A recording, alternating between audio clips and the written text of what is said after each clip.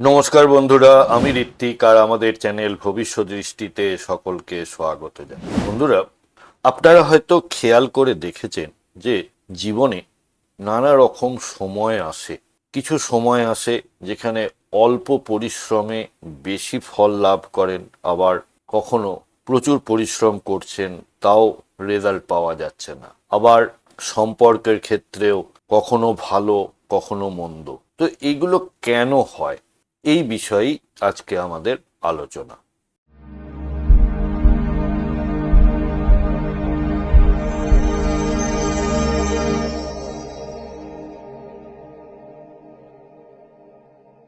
বন্ধুরা, আপনারা যারা যারা আমার চ্যানেলটি অলরেডি সাবস্ক্রাইব করেছেন তাদেরকে জানাই আমার অসংখ্য ধন্যবাদ ও কৃতজ্ঞতা। যারা এখনো সাবস্ক্রাইব করেননি তাদের কাছে আমার বিনীত আবেদন, চ্যানেলটি সাবস্ক্রাইব করুন এবং পাশে থাকুন। তো যেটা বলছিলাম যে হঠাৎ করেই কোনো একটা সম্পর্ক খুব ভালো ছিল, হঠাৎ খারাপ হয়ে গেল, বা একটা নর্মাল রিলেশনশিপ ছিল, হঠাৎ করেই প্রেম যেন গভীর হয়ে গেল বা রিলেশনশিপটার মধ্যে মাধুর্য এসে গেল।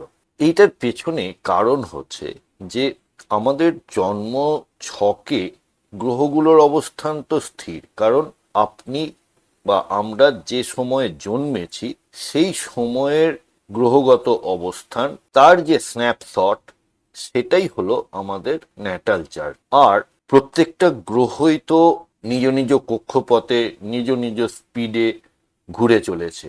তো এই যে ঘুরে চলা, এটাকে আমরা গোচর বলি বা ট্রানজিট বলি। এই ট্রানজিটের ফলেই দেখা যায় যে জীবনে নানা রকম পরিবর্তন আসে। সেটা সম্পর্কের ক্ষেত্রে হতে পারে, সেটা কর্মের ক্ষেত্রে হতে পারে, টাকা পয়সার ক্ষেত্রে হতে পারে, যে কোনো কিছুর ক্ষেত্রে হতে পারে। তো দেখে নি যে কোন কোন গ্রহ কোনগুলির কারক। যেমন শুক্র হলো প্রেমের প্রধান কারক। প্রেম, রোমান্স বা আকর্ষণের কারক গ্রহ হলো শুক্র। যখন শুক্র আপনার জন্ম রাশি বা সপ্তম ভাব দিয়ে গোচর করবে, তখন জীবনে নতুন প্রেম আসতে পারে, বা যে রিলেশনশিপটায় আপনি আছেন সেই রিলেশনশিপটা যেন আরো বেটার হওয়া বা তার মাধুর্য বৃদ্ধি পায়। আপনার আকর্ষণ ক্ষমতা বেড়ে যাওয়া বা প্রিয়জনদের সাথে সময় কাটানোর ইচ্ছাটা প্রবল হয়ে যায়। মঙ্গলের ক্ষেত্রে মঙ্গল হলো আমাদের প্রোটেক্টর, দেবতাদের সেনাপতি। তার মূল কারক হলো তেজ বা কনফ্লিক্ট বা সংঘাত। তাই গোচরে মঙ্গল যখন অশুভ স্থানে থাকে বা সপ্তম ভাবকে প্রভাবিত করে, তখন অহেতুক ঝগড়া, জেদ, ভুল বোঝাবুঝি তৈরি হয়। এই সময় মাথা ঠান্ডা রাখা এবং তর্ক বিতর্কে না জড়ানোই বুদ্ধিমানের কাজ হয়। এরপর আসি খুব ইম্পর্টেন্ট গ্রহ, যেটি হলো বৃহস্পতি, যা সম্পর্কের স্থায়িত্ব এবং বিবাহের কারক। তো বৃহস্পতির শুভ গোচর প্রেমের সম্পর্ককে পরিণয়ে বা বিয়েতে রূপান্তর করতে সাহায্য করে। এটি দীর্ঘস্থায়ী সম্পর্কের জন্য সবচেয়ে বড় আশীর্বাদ। পরিবার থেকে বিয়ের সম্মতি পাওয়া বা সঙ্গীর সাথে ভবিষ্যৎ পরিকল্পনা করা, এই সময়ে যখন বৃহস্পতির অবস্থান বা তার দৃষ্টি, পঞ্চম দৃষ্টি বা নবম দৃষ্টি আপনার সপ্তম ভাবে পড়ে, তখন রিলেশনশিপটা বিবাহের দিকে এগোয়। এরপর আসি আর একটি খুব এফেক্টিভ গ্রহ, সব থেকে স্লোয়েস্ট প্ল্যানেট, শনি বা স্যাটার্ন। শনি মহারাজ হলেন কর্মফল এবং শৃঙ্খলার গ্রহ।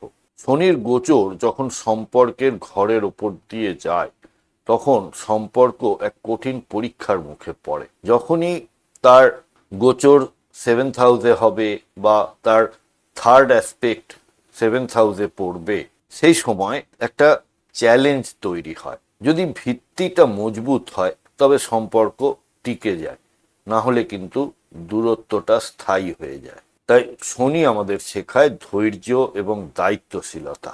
এরপর আসি বক্রী হলে কি হয়।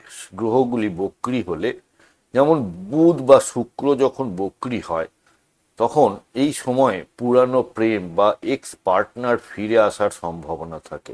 আবার ভুল বোঝাবুঝিটাও চরম পর্যায়ে পৌঁছে যেতে পারে। তাই বক্রি অবস্থায় যখন থাকবে তখন কোনো বড় সিদ্ধান্ত, সেটা বিয়ের সিদ্ধান্তই হতে পারে বা বিচ্ছেদের সিদ্ধান্তও হতে পারে, সেটা না নেওয়াটাই ভালো।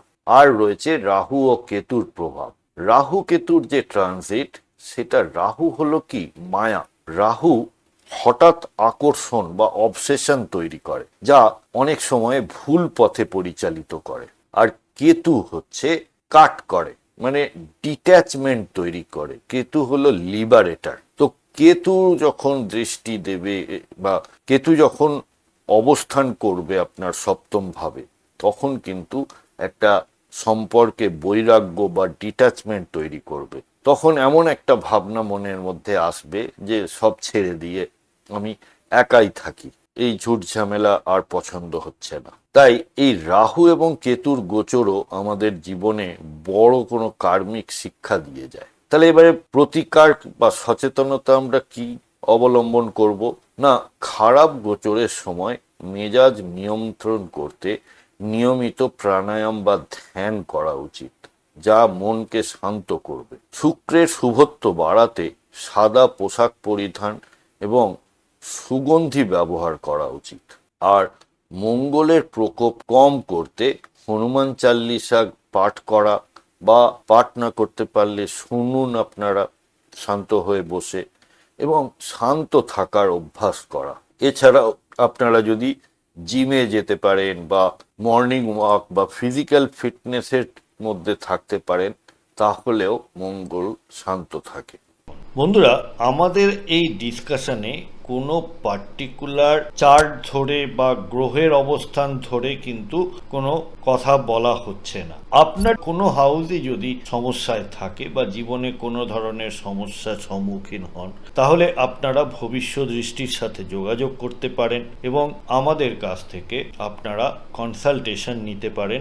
আপনাদের ন্যাটাল চার্ট বা গ্রহগত অবস্থান জন্মকালীন, তার সাথে দশা অন্তর্দশা এবং আগামী দিনের যে ট্রানজিট এবং তার প্রভাব, এই সব মিলিয়ে আপনারা একটি রেজাল্ট বা সলিউশন আমাদের থেকে পেতে পারেন। কন্ট্যাক্ট নাম্বার এবং ওয়েবসাইট এবং চেম্বারের অ্যাড্রেস সবই দেওয়া হলো, আপনারা সময় মতো যোগাযোগ করতে পারেন। তাহলে শেষ করার আগে, গ্রহ আমাদের পথ দেখায়, কিন্তু আমাদের কর্ম বা সচেতনতা সেই পথকে মসৃণ করে। আপনি যদি গোচর বুঝে চলেন, তাহলে অপ্রয়োজনীয় বিবাদ এড়িয়ে সুখী হতে পারবেন। বন্ধুরা, প্রতিবেদনটি কেমন লাগলো আমাকে অবশ্যই লিখে জানাবেন কমেন্ট বক্সের মাধ্যমে। যদি ভালো লেগে থাকে তাহলে একটি লাইক করবেন আর আত্মীয় স্বজন বন্ধু বান্ধবের সাথে শেয়ার করতে ভুলবেন না। আজকের পর্ব এখানেই শেষ করছি। সাথে থাকার জন্য অনেক ধন্যবাদ।